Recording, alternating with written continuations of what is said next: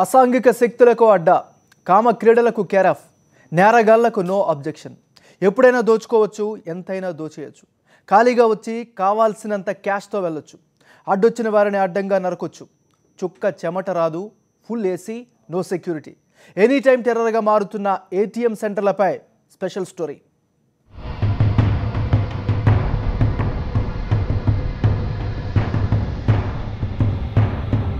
ATM automatic teller machine. మరో రకంగా చెప్పాలంటే ఎనీ టైం మనీ. పట్టపగలు, అర్ధరాత్రి, సమయం ఏదైనా సరే మన అకౌంట్లోంచి డబ్బులు తీసుకునే మంచి సదుపాయం ఏటీఎం సెంటర్. రోడ్డుపై ఎక్కడ పడితే అక్కడ కనిపించే ఏటీఎంలు, కావలసినప్పుడల్లా మనీ ఇచ్చి ఆదుకునే మంచి నేస్తాలు. అయితే అదంతా గతం. ఇప్పుడు పరిస్థితి మారింది. ఏటీఎంలు క్రైమ్ సెంటర్లుగా మారాయి. దాడులకు, దొంగతనాలు, దోపిడీలకు కేరాఫ్గా మారిపోయాయి.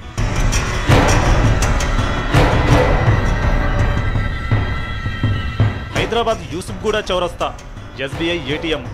నగదు డ్రా చేసుకునేందుకు ఏటీఎంలోకి ఓ యువతి ఎంటర్ అయింది. అంతే, అప్పటిదాకా కాచుకు కూర్చున్న అగంతకుడు ఆమె వెనకాలే ఏటీఎంలోకి ఎంటర్ అయ్యాడు. వచ్చి రావడంతో వెంట తెచ్చుకున్న తుపాకీతో కాల్పులు జరిపాడు, బెదిరించాడు. యువతి నుంచి ఏటీఎం కార్డు తీసుకుని నగదు డ్రా చేసుకున్నాడు.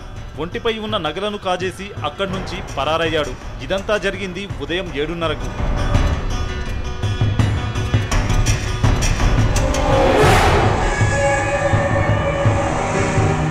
ఇదేం కొత్త కాదు. గతంలో బెంగళూరులో పట్టపగలు, అది అత్యంత రద్దీగా ఉన్న ఏరియాలో జరిగిన ఘటన అందరినీ భయపెట్టింది. ఏటీఎంలోకి కత్తితో ఎంటరైన దుండగుడు మహిళలను విచక్షణారహితంగా నరికిన ఘటన దేశవ్యాప్తంగా సంచలనం సృష్టించింది. ఏటీఎం సెంటర్లను చూస్తేనే వణికిపోయేలా చేసింది బెంగళూరు ఏటీఎం ఘటన.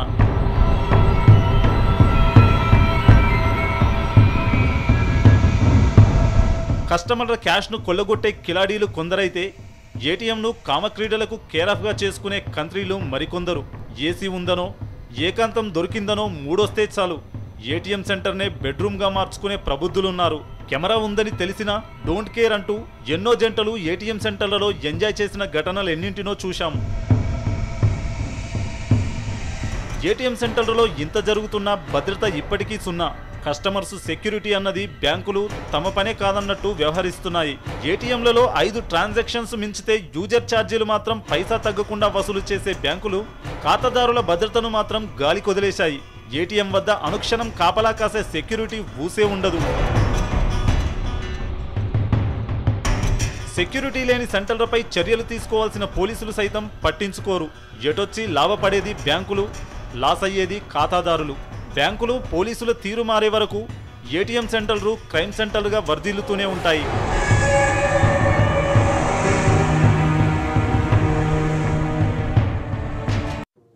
ఇక సంచలనం సృష్టించినటువంటి యూసఫ్గూడ ఎస్బీఐ ఏటీఎంలో నిందితుడు కాల్పులు జరుపుతున్నప్పుడు దృశ్యాలు సీసీటీవీ కెమెరాలో రికార్డ్ అయ్యే, వాటిని ఒకసారి చూద్దాం మనం.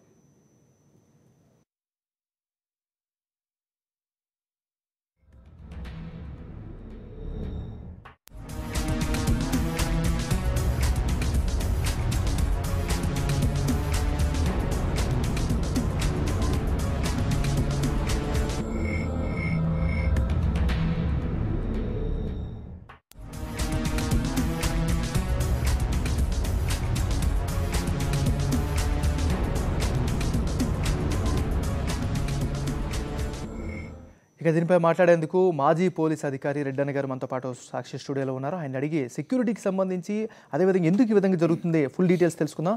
సార్ నమస్తే సార్. నమస్కారం అండి. సార్, ఈరోజు మనం ఎన్నో సందర్భాల్లో సెక్యూరిటీకి సంబంధించి కావచ్చు ఇలాగ డిస్కషన్ చేస్తూ ఉన్నాం. కానీ ఇది మాత్రం కొద్దిగా భిన్నంగానే ఉన్నటువంటి వ్యవహారం.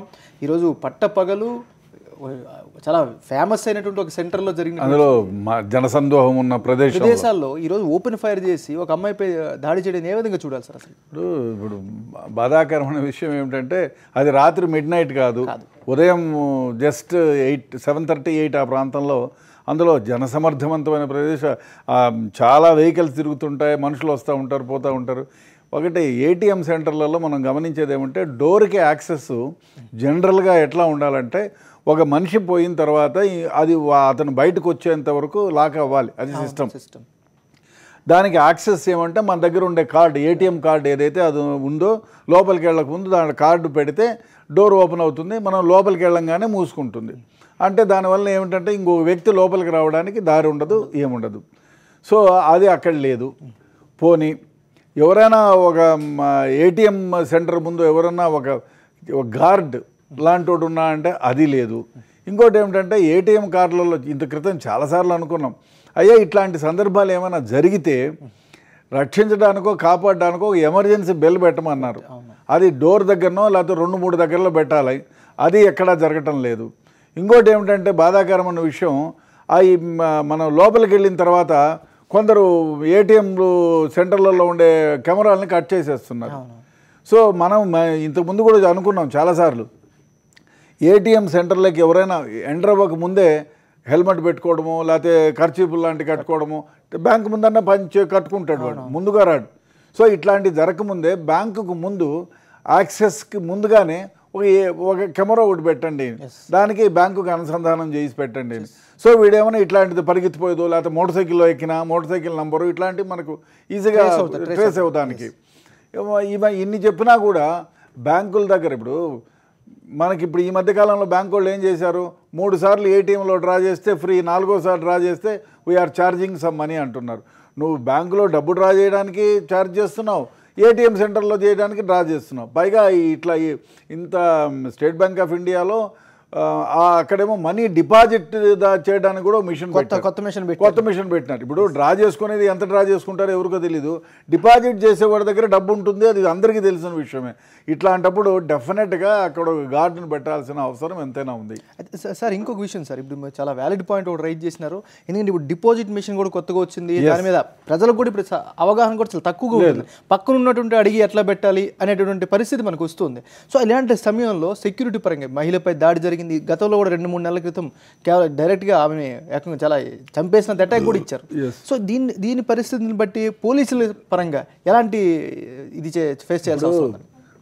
పోలీసులు ఏం దేవుళ్ళు కాదండి. అందులో మన దగ్గర జనసమర్థానికి సంబంధించి ఎంతమంది పర్సంటేజ్ ఉండాలో దాంట్లో హాఫ్లో హాఫ్ ఉంది. అంటే 30% పోలీసులు మాత్రమే ఉన్నారు. అది వీళ్ళను ఎన్నో విధాలుగా ఉపయోగించుకుంటున్నారు, నానా విధాలుగా ఉపయోగించుకుంటున్నారు. సో పోలీసుల సంఖ్య పెరగాలి.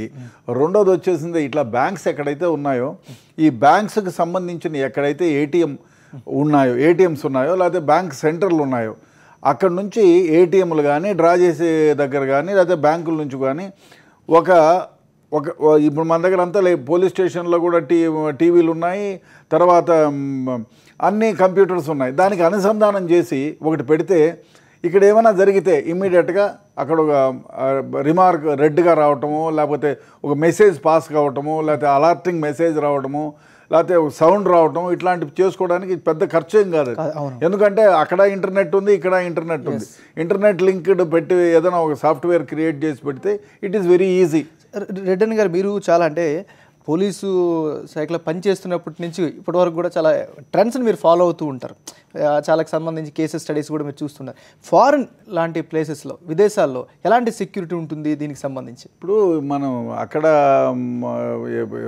డెఫినెట్గా ఏమంటే ఏటీఎం సెంటర్ల దగ్గర చాలాసార్లు భద్రతకు సంబంధించి యాక్సెస్కి మాత్రం అన్లెస్ మీరు కార్డు పెట్టింది లోపలికి పోలేరు.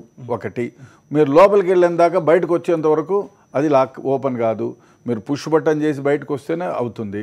రెండోది, రికార్డింగ్స్ అన్నీ వచ్చి మీరు మొత్తం మీరు ఎంటర్ అయిన దగ్గర, అదే కాదు మీరు ఎయిర్పోర్ట్లో దిగిన దగ్గర నుంచి మళ్ళీ ఎక్కేంత వరకు మిమ్మల్ని తెలియకోకుండా మీరు కొన్ని వేల సార్లు స్కాన్ అవుతారు.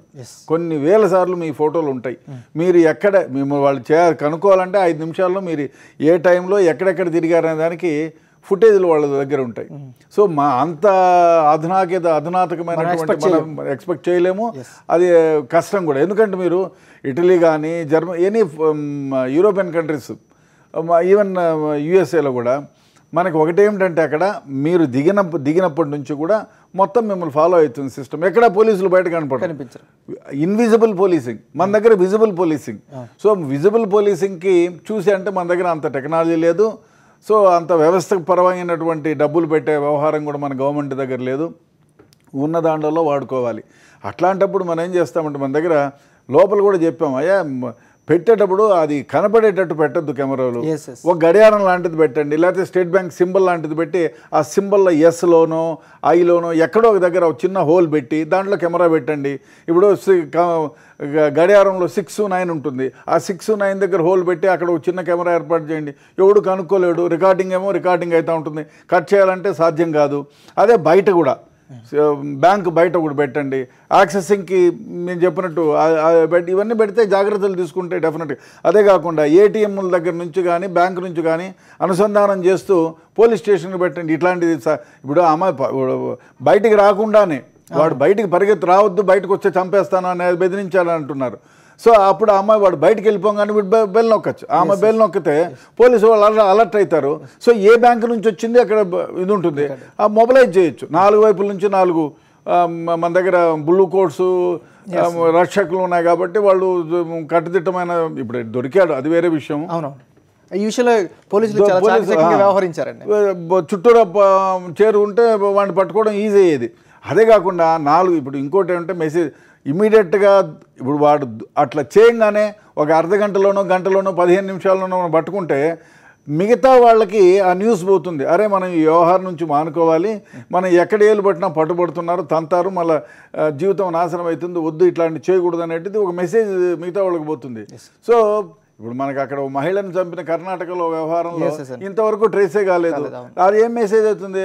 ఆ పోలీసు వాళ్ళు ఏం పీకుతారు, గవర్నమెంట్ ఏం పీకి ఊడబెరకలేరు అనేటువంటి మెసేజ్ పోతుంది. మిగతా చేసేవాడికి ఓహో వాళ్ళనే ఏం చేయలేదు, మనం ఇంకా పకడ్బందీగా వ్యూహరచన చేద్దాం, 4 సినిమాలు 3 సీరియల్స్ చూస్తే దాంట్లో ఇట్లాంటి ప్లాన్లు 14 ఉంటాయి, దాన్ని ఫాలో అప్ అయితే సరిపోతుంది అనేటువంటి ధీమా వాళ్ళలో కలుగుతుంది. చాలామంది ఫోన్ కాలర్ సిద్ధంగా ఉన్నారండి. రమేష్ గారు ఫోన్ చేస్తున్నారు హైదరాబాద్ నుంచి. రమేష్ గారు చెప్పండి. సార్ నమస్కారం. సార్ నమస్కారం అండి. నమస్కారం సార్, నా పేరు గుజ్జా రమేష్ అండి, బోడుపల్లి నుంచి అండి, హైదరాబాద్లో. చెప్పండి సార్. సార్ ఇది ఏటీఎంలు అనేది ముఖ్యంగా ఇక్కడ ఇంపార్టెన్స్ ఉన్న దగ్గర ఎక్కడ మా దగ్గర అయితే ఇంటీరియర్ ప్లేస్లలో కూడా పెట్టారండి ఏటీఎంస్. చాలా ఇంటీరియర్ ప్లేస్లలో కూడా నడుపుతున్నారు. ఇంటీరియర్ ప్లేస్లలో ఒక్కోసారి ఈ సెక్యూరిటీ గార్డ్స్ ఏదైతే ఉంటారో అక్కడ ఉంటారండి వాళ్ళు. ఓకే, నాకు మీకు మీ పెద్దవాళ్ళు మీకు నా విలువైన సజెషన్ ఏంటంటే ఏదైతే ఇవి కొన్ని ఇంటీరియర్ ప్లేస్ ఏదైతే సైబరాబాద్ డివిజన్ లో విలేజ్ ఏరియాలలో ఉన్నాయో వాటిని ఒక అంటే సపరేట్ గా వాటిని ఒక జోన్ గా ప్రకటిస్తే వీటికి సపరేట్ గా సెక్యూరిటీ అరేంజ్ చేస్తారని నా అభిప్రాయం అండి. ఓకే ఓకే రమేష్ గారు ఇందాక కూడా సార్ అదే చెప్పారు. అదే చెప్పాను బాబు. ఏమంటే ఆ ఏటీఎంలకి అనుసంధానం చేస్తూ కన్సర్న్ పోలీస్ స్టేషన్లకి, అంటే అక్కడ ఏమైనా జరిగితే అక్కడ ఏదైనా పొరపాటున చిన్న కదలిక జరిగినో ఏదైనా దుస్సంఘటన జరిగితే ఇమ్మీడియట్గా పోలీసులకు మెసేజ్ పోయేటట్టు ఒక అలర్ట్ వెళ్ళేటట్టు ఆ లొకేషన్ని అంటే ఆ ప్రదేశాన్ని గుర్తిస్తూ ఒక మెసేజ్ వెళ్ళిపోతే ఇమ్మీడియట్గా ఆ ఏరియాని పోలీసు వాళ్ళు చుట్టుముట్టడము అట్లాంటి అసాంఘికమైనటువంటి పనులు చేసే వాళ్ళని పట్టుకోవడానికి వీలుగా ఉంటుందని చెప్పాను. సార్ ఇంకొక విషయం సార్, ఇప్పుడు మీరు అన్నట్టుగా 3 సార్లకు మించి మనం ఏటీఎంను ఉపయోగించుకుంటే ఒక 20 రూపాయలు 30 రూపాయలు డబ్బులు తీసుకుంటున్నట్టు బ్యాంక్స్ ఏ శాఖనే కావచ్చు అన్ని బ్యాంకులు చేస్తున్నప్పుడు సెక్యూరిటీ గురించి ఎందుకు డబ్బులు పెట్టలేకపోతున్నాయి, ఎందుకు దాన్ని ఇనిషియేటివ్ చేయట్లేదు? డెఫినెట్గా తప్పది, బ్యాంకుల యొక్క తప్పు. మీరు ఏటీఎంలు పెట్టి 4 సార్లు ఇప్పుడు ఇంత క్రితం అయితే ఎన్నిసార్లు డ్రా చేసుకున్నా డబ్బులు లేదు. ఇప్పుడు 4 సార్లు 5 సార్లు డ్రా చేసుకున్న లాకర్ను అన్నిసార్లు ఓపెన్ చేసిన 3 సార్లు ఓపెన్ చేసిన ఇంకోటి సంవత్సరం వరకు ఓపెన్ చేయకుండా పోయినా మీకు క్యాన్సిల్ చేస్తాం ఇట్లాంటివన్నీ పెట్టినప్పుడు డెఫినెట్గా ఇదే ఆలోచన చేయాలా. కనీసం early hours to entire night ఎవరైనా ఒక గార్డ్ ఉండే ఏర్పాటు చేయాలా. తర్వాత సెక్యూరిటీ పరంగా ఎస్పెషలీ ఇప్పుడు లోపలికి వెళితే ఇప్పుడు అదే కాకుండా ఇంకోటి బాధాకరమైన విషయం అంటే చాలా రూరల్ ప్లేసెస్లో ఎక్కడైనా ఎవరైనా ఒక గార్డు పెట్టినా వాడు ఏసీ మిషన్లో పోయి కూర్చోడానికి లేకపోతే 2 అమ్మాయో అబ్బాయో ఎవడో లోపలికి పోయి ఏదో పిచ్చి పనులు చేసుకోవడానికో వాడి దగ్గర గార్డుకు 10 రూపాయలు ఇస్తే లోపలికి పంపించేసి బయట హ్యాపీగా గార్డు కాస్తున్నాడనో లేకపోతే ఇట్లాంటి వ్యవహారాలన్నీ జరుగుతున్నాయనేటువంటిది ఒక ఇది. అట్లాంటప్పుడు ఏమిటంటే యాక్సెస్కే లోపలికి వెళ్ళడానికి డెఫినెట్గా ఏదో కార్డు ఉపయోగించాలి. ఆ కార్డు పోయి లోపలికి వెళ్ళిన తర్వాత ఒక మనిషి వెళ్ళిన తర్వాత లాక్ అయితే మళ్ళీ వాళ్ళు వచ్చేంత వాడు పుష్పక్షం తీసి బయటకు వచ్చేంత వరకు అది పనిచేస్తూ ఉండేలా. ఇంకో అదే కాకుండా వాడు లోపలికి వెళ్ళి ఒక 2 minutes 1 minute 5 minutesలో వాడు ఆపరేషన్ చేయకపోతే ఒక అలర్ట్ లాంటిది రావాలి. ఇంకోటి ఏమిటంటే ఒక 5 నిమిషాల వరకు వాడు ఓపెన్ చేయకోకుండా దొంగతనం చేసేవాళ్ళు ఏం చేస్తారు మొత్తం స్టడీ చేసేదానికి వెళ్ళిపోయి కార్డు ఒకవేళ ఏదో ఒక బ్యాంక్ కార్డు పట్టుకొని లోపలికి వెళ్ళిపోయి చూసి ఓహో రాత్రికి కొడితే మనం ఇట్లా కొట్టచ్చు అనుకున్నారనుకో, 5 minutes వాడు ఆపరేషన్ దానికి టచ్ చేయలేదంటే ఒక అలార్మింగ్ మెసేజ్ లాంటిది ఒక 10 నిమిషాలు ఉంటాయి. అట్లాంటిది ఏదైనా ఒక ప్రక్రియ పెడితే, ఇప్పుడు మనం ఆధునిక యుగంలో ఉన్నాం, ఇట్లాంటివన్నీ సంభవం, వెరీ ఈజీ. ఏదైనా మల్టీవేవ్ టెక్నాలజీస్ లాంటి వ్యవస్థ ఎవరిని అడిగినా కూడా మన దగ్గర ఉన్నాయి. వాళ్ళు చాలా తక్కువ డబ్బుల్లో ఇట్లాంటి సదుపాయాన్ని కల్పిస్తారు. కాలర్ ఉన్నారండి, రామాంజనేయులు గారు ఏలూరు నుంచి కాల్ చేస్తున్నారు. రామాంజనేయులు గారు చెప్పండి. నమస్తే అండి. అది శిక్ష కఠినంగా లేకపోవడం వల్ల అండి ఎన్కౌంటర్ చేసేయాలండి. అలాగా 10 మందిని చంపేస్తే ఎక్కడ నేరాలు జరగవండి. చెప్తారు వాళ్ళని కూడా ఎన్కౌంటర్ చేసేయాలండి. మంచిదే, కానీ మనకు ప్రభుత్వం ఉంది, చట్టాలు ఉన్నాయి, చట్ట పరిధిలోనే మనం పనిచేయాల్సి ఉంటుంది. కాబట్టి ఎన్కౌంటర్లు పోలీసులు చేయలేరు కూడా, చేయకూడదు కూడా, తప్పది.